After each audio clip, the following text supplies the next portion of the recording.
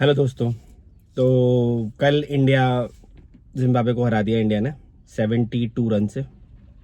और मैं कल बोलूँगा कि कल इंडिया ने जो बैटिंग करी, इतनी डिस्ट्रक्टिव बैटिंग करी कि पूरे 20 ओवर में सिर्फ 5 ही ओवर ऐसे थे जो सिंगल डिजिट में स्कोर गए। बाकी हर ओवर में उन्होंने 10 से ऊपर रन है, 10, 12, 15, 17, 23 इस तरह के ओवर गए हैं। और जो बैटिंग करी इंडिया ने ना, उन्होंने दिखा दिया कि वो वर्ल्ड क्लास टीम है। एक दिन खराब होता है सभी का, तो हो गया और उन्होंने दिखा दिया। बट उन 72 रन से जीतने के बाद भी उनका जो नेट रन रेट है वो -3 से -1 ही हुआ है। तो आप सोच सकते हैं कि अगर वो साउथ अफ्रीका से जीत जाते तो उनका रन रेट, मतलब जो साउथ अफ्रीका से जो हार मिली है उसका कितना इफेक्ट है। और सोने पे सुहागा इस बात से हो गया कि साउथ अफ्रीका ने वेस्ट इंडीज को हरा दिया। अगर वेस्ट इंडीज साउथ अफ्रीका से जीत जाती तो इंडिया के लिए मुश्किल बन सकती थी, और फिर इंडिया की बात जो आती वो नेट रन रेट पर आती। बट चलो, अब तो साउथ अफ्रीका ने वेस्ट इंडीज को हरा ही दिया है। और जो हरा दिया उसके बाद अब जो भी 1 तारीख को जो भी मैच है वेस्ट इंडीज और इंडिया का, वो वर्चुअल क्वार्टर फाइनल हो गया। अब उस मैच में अब यही है कि जो जीतेगा वो सेमीफाइनल में क्वालिफाई करेगा। अब कोई नेट रन रेट से कुछ लेना देना नहीं है, जो जीतेगा वही क्वालिफाई करेगा। मुझे नहीं बेस्ट जिम्बाब्वे की जो बॉलिंग थी ना, वो मतलब अच्छे बॉलर हैं वो लोग। पता नहीं, शायद कंडीशंस वो सही से अडाप्ट नहीं कर पा रहे हैं कि वो पहले श्रीलंका में खेल रहे थे, अब इंडिया में आ गए हैं, इंडिया में बैटिंग विकेट्स मिल रही हैं। पिछले मैच में भी उनकी जो बॉलिंग थी वो बहुत ज़्यादा ओवर पेच ऊपर कराने की कोशिश कर रहे थे, 3/4 लेंथ्स नहीं कर रहे थे। पता नहीं किस चीज़ का प्रेशर ले रहे हैं वो, मुझे नहीं पता। बट इस बार जो बॉलिंग कर रहे थे वो बहुत ज़्यादा ऊपर कर रहे थे और लेग साइड में कर रहे थे, कि जिसकी वजह से इंडियन टीम को बहुत ईजिली पिकिंग हो रही थी और वो आराम से रन बना रहे थे। जिस तरह से इंडिया ने बैटिंग करी उस तरह से तो यही लग रहा था। और वेस्ट जिम्बाब्वे की टीम जो शुरू से प्रेशर में थी, शुरू से प्रेशर में थी, पता नहीं किस चीज़ का प्रेशर ले रहे थे, कि इंडिया के सामने खेल रहे हैं। और मतलब 24 साल पहले जिम्बाब्वे इंडिया में खेली थी, आज 24 साल बाद इंडिया में खेल रही है। मैं एक फेसबुक पे एक मेम देख रहा था कि जिम्बाब्वे जब लास्ट टाइम खेली थी तब वैभव सूर्यवंशी पैदा भी नहीं हुए थे, रोहित शर्मा और विराट कोहली बहुत छोटे थे, और इंडिया में जो पेट्रोल था वो 30 रुपए पर लीटर था। तो आप सोच सकते हैं कितने टाइम बाद खेल रहे थे वो इंडिया में। तो शायद इस चीज़ का प्रेशर ले गए और बॉलिंग ही नहीं कर पाए। लेकिन जब वो बैटिंग करने आए तो उन्होंने मिडिल ओवर अच्छा खेला, उसमें उन्होंने 100 रन बनाए। लेकिन उन्होंने पावर प्ले और डेथ ओवर में सिर्फ पावर प्ले में 44 मारे, डेथ ओवर में सिर्फ 40 रन मारे। तो मुझे समझ नहीं आया वो क्या कर रहे थे। कि मतलब अगर वो अच्छा खेल रहे थे ना, तो अगर वो शुरू से अगर अच्छा खेलते तो शायद ये मार्जिन जो 72 रन का था वो घट के शायद 20-25 रन का हो जाता, क्योंकि इंडिया ने तो 256 लगा दिए थे।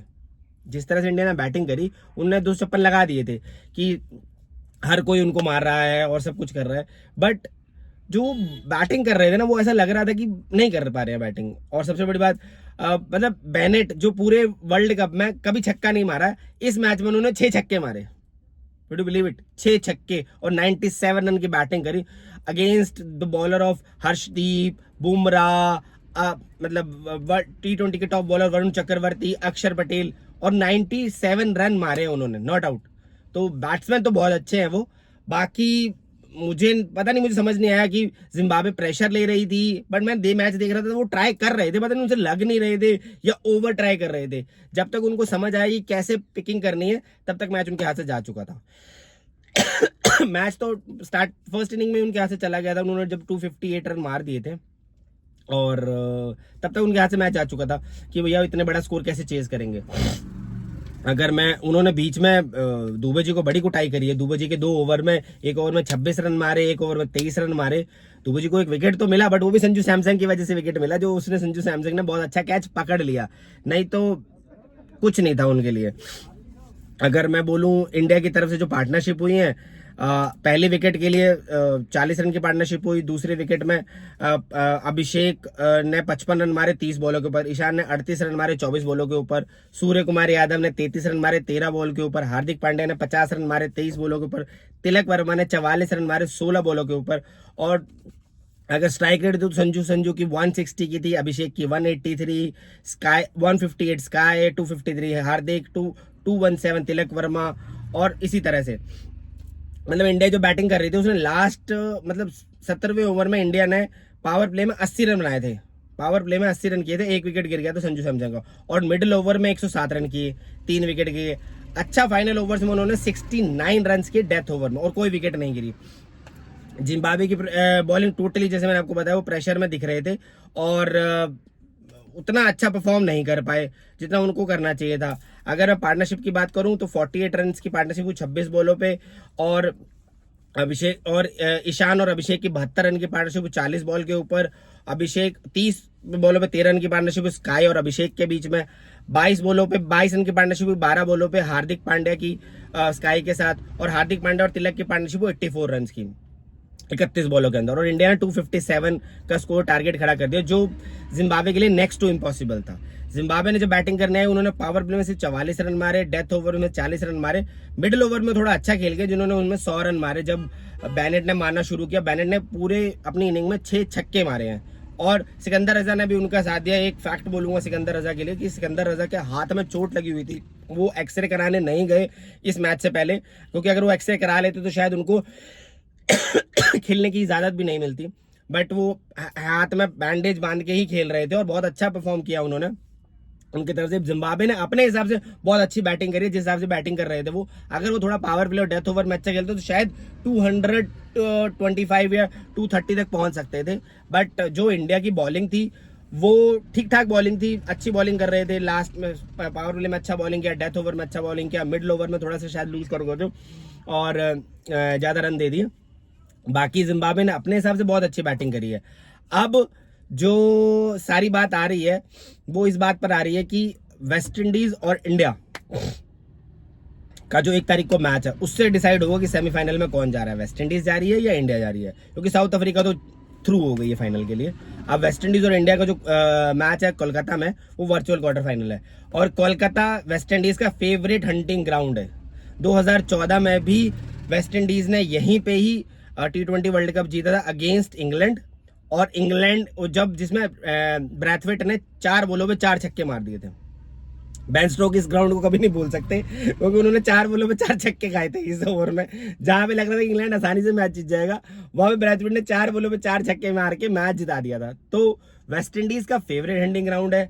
अब वेस्ट इंडीज इस ग्राउंड पे क्या कर सकती है ये तो उसी दिन पता चलेगा, बट इंडिया के लिए अच्छी प्रैक्टिस हो गई है। वेस्ट इंडीज का थोड़ा सा मोराल डाउन होगा, बट जिस तरह से वो बैटिंग कर रहे हैं मुझे नहीं लगता उनका मोराल डाउन होगा। और उनके जो मैं बोलूंगा कि मैंने एक वीडियो भी देखा था कि जो उनके ड्रेसिंग रूम का माहौल है ना वो अलग ही है।